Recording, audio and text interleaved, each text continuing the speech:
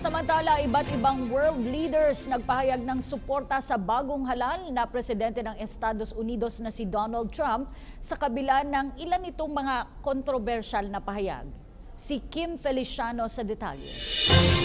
Binati ni Spanish Prime Minister Mariano Rajoy ang 70 anyos na business mogul. Ayon naman sa bansang Japan, nais rin nilang makatrabaho si Trump para matiyak ang stability sa Asia-Pacific region.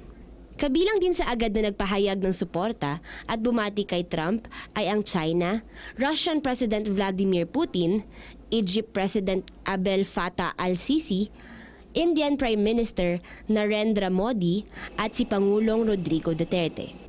Nagpahayag din ng pagbati si President Enrique Peña Nieto ng Mexico sa kabila ng mga binitawan nitong salita laban sa kanyang bansa noong kasagsagan ng kampanya at pumayag na makipagpulong sa New Yorker habang transition phase.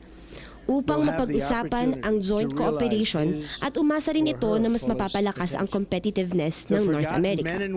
Sinabi naman ng gobyerno ng Brazil matapos ang pagkapanalo ni Trump na don't restrict trade o magpatupad ng protectionism dahil kinakailangan ngayon ng South America na mas paigtingin pa ang trade upang mapagtagumpayan ang matinding recession na kasalukuyang nararanasan ng nasabing rehiyon.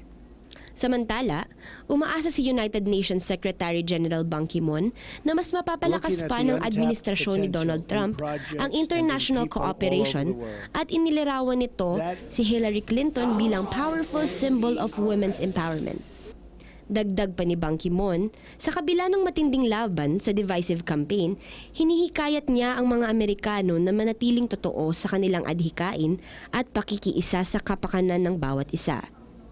Nakakuha si Trump ng 289 na mga electoral votes matapos na manalo sa popular vote sa 26 na mga estado, habang si Clinton naman ay nakakuha ng 215 electoral votes.